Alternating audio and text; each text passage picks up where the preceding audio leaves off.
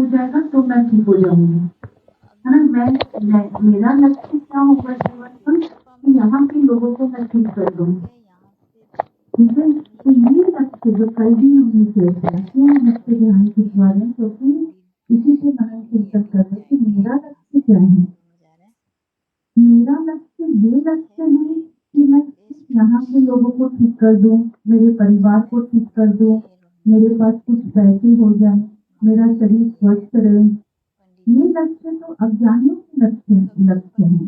वो तो एक साधारण व्यक्ति भी यही लक्ष्य रखता है कि मेरे जीवन में कोई प्रॉब्लम नहीं है ना। अब मुझे यहाँ आपको पता चला बाबा के घर में आकर कि मेरा वास्तव में लक्ष्य क्या है। मेरा लक्ष्य क्या है? मेरा लक्ष्य क्या है? मुक्ति और जीवन। मुझे अपना श्रेष्ठ कर्म करना है, मुझे अपना भाग्य बनाना है, 84 जन्मों का भाग्य बनाना है। तो जब मेरा ये लक्ष्य होगा, तब मेरे जीवन में कोई भी बातें आएगी तो मैं इस लक्ष्य के आधार से उसको हैंडल करूंगी। नहीं तो जीवन में ये लक्ष्य को लेकर चलूंगी कि ये ठीक हो जाए, परिवार मेरा ठीक हो जाए, है ना, मेरा पैसे कुछ आ जाए, मेरा शरीर स्वस्थ रहे, परिवार का शरीर स्वस्थ रहे। ये तो अज्ञानी ही लक्ष्य रख रहे हैं। तो वो लक्ष्य फिर हमारे लक्ष्य में क्या अंतर हुआ? यही तो ज्ञान और भक्ति है। यही तो भक्ति मतलब अज्ञानता, ज्ञान मतलब समझ। तो समझ मुझे क्या मिली कि मुझे अब 4 सब्जेक्ट को अपने जीवन का लक्ष्य, अगर मेरे ये 4 सब्जेक्ट नहीं है, जो मुझे इस 4 सब्जेक्ट से दूर करता है, वही मेरे जीवन का विजन है। यही तो समझ है ना।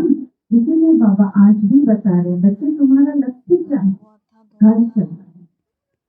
क्यों घर चलना है? क्योंकि मुझे सुखधाम में आना है। तो यहाँ के लक्ष्य को छोड़ो आप, ये तो ऑटोमेटिक ड्रामा अनुसार चल रहा है। यहाँ तो चलेगा ही, ड्रामा में है ही ये पाठ। क्यों हम स्वीकार नहीं कर पा रहे हैं बात को कि ड्रामा में जो इस शरीर का लिखा है वो तो चलेगा ही। इसके लिए मुझे कुछ भी पूछताछ करने की जरूरत नहीं है। जिस सेकेंड जो चीज होनी है वही होगी।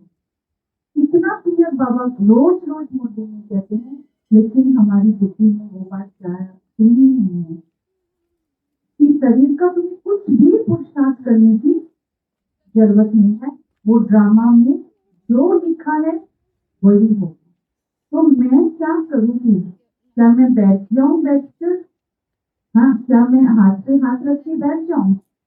तो फिर मेरा लक्ष्य मुझे क्या करना है, ये बाबा मुझे बताते हैं। बच्चे तुम्हें घर चलना है तो तुम्हें ऑलराउंडर पाठ बजा के तुम अपना कर्तव्य करके अपना श्रेष्ठ धर्म और श्रेष्ठ कर्म दोनों करके अपने लक्ष्य को पाओ। श्रेष्ठ धर्म तो तुम्हारा धर्म क्या है? सबको सुख देना। तुम ब्राह्मण का कल्चर क्या है? सबको। तो ये कल्चर को अपनाओ। तो तुमने सारे कल्प में ऑलराउंडर पाठ बजाया, अब पाठ पूरा हुआ, घर चलना है। प्रश्न, तुम बच्चे अपने भाग्य की महिमा किन शब्दों में करते हो? तुम बच्चे अपने भाग्य की महिमा किन शब्दों में करते हो? हम हैं ब्राह्मण चोटी, हमें निराकार भगवान बैठ पढ़ाते हैं। दुनिया में मनुष्य मनुष्य को पढ़ाते, लेकिन हमें स्वयं भगवान पढ़ाते हैं। तो कितने भाग्यशाली हैं। तुम बच्चे अपने भाग्य की महिमा किन शब्दों में करते हो? हम हैं ब्राह्मण चोटी, हमें निराकार भगवान पढ़ाते हैं। दुनिया में मनुष्य मनुष्य को पढ़ाते, लेकिन हमें स्वयं भगवान पढ़ाते हैं। तो हम कितने भाग्यशाली हैं। सोचो इस बारे में, है ना। मुरली मतलब ही है ज्ञान का क्या हो, हमारे अंदर सिमरन हो कि हम कितने भाग्यशाली हैं कि भगवान हमें पढ़ाते हैं। प्रश्न, इस ड्रामा में सबसे बड़ा पोजीशन किसका है? इस ड्रामा में सबसे बड़ा पोजीशन किसका है? निराकार बाप का। वहाँ तो सब आत्माओं का बाप है। सब आत्माएं ड्रामा के सूत्र में बंधी हुई है। सबसे बड़ा पोजीशन बाप का है। सब आत्माएं ड्रामा के सूत्र में बंधी हुई है। कितना सुंदर। तो जब सब ड्रामा में बंधे हुए हैं तो मेरे भी करने के लिए नहीं सोचिए थोड़ा सा कि मैं क्या मेरा लक्ष्य है कि ये ड्रामा को चेंज करूं ना मैं अपने आप को चेंज करूं। अपने शांति। रूहानी बच्चों से रूहानी बाप पूछ रहे हैं, मीठे मीठे बच्चों अपना घर शांति धाम याद है? भूल तो नहीं देखो। अब 84 का चक्र पूरा हुआ, कैसे पूरा हुआ यह भी तुम समझ गए हो। सतयुग से लेकर कलयुग अंत तक ऐसे और कोई भी पूछ ना सके। मीठे मीठे लाडले बच्चों से बाबा पूछते हैं, अब घर चलना है ना? बाबा पूछते हैं कि बच्चे अब घर चलना है ना कि नहीं रहना है? हाँ, क्योंकि 84 का जन्म पूरा हो चुका है, लास्ट जन्म में बैठे हम सब। अब घर चलना है ना? घर चलकर फिर सुखधाम में आना है, यह सुखधाम तो नहीं है ना? यह है पुरानी दुनिया दुखधाम, वह है शांति धाम सुखधाम। अब इस दुख से मुक्त हो जाना है मुक्ति धाम। अब इस दुख से मुक्त हो जाना है मुक्ति धाम अथवा शांति धाम। जैसे कि सामने खड़े हैं, बाबा कहते हैं अब ये फील करो कि ये दोनों तुम्हारे मुक्ति धाम और शांति धाम एक ही है।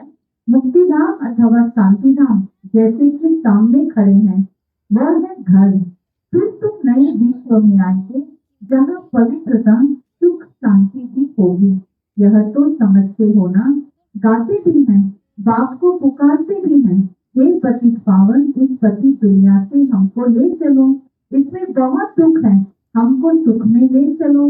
बाप को ही पुकारते हैं, हे पतित पावन हमको सुख में ले चलो। स्मृति में आता है, स्वर्ग को सब याद करते हैं, शरीर छोड़ा कहेंगे स्वर्ग पधारा। बाबा ने कहा लेफ्ट फॉर हेवनली अवार्ड। किसने लेफ्ट किया? अंग्रेजी में कहते हैं लेफ्ट फॉर हेवनली अवार्ड। किसने लेफ्ट किया? आत्मा ने। शरीर तो नहीं जाता है ना, आत्मा ही जाती है। अभी तुम बच्चे ही शांति धाम सुख धाम को जानते हो और कोई नहीं जानते। तुम बच्चों की बुद्धि में नॉलेज है शांति धाम क्या है और सुख धाम क्या है। बाबा कहते कोई भी इस दुनिया के मनुष्य मात्र नहीं जानते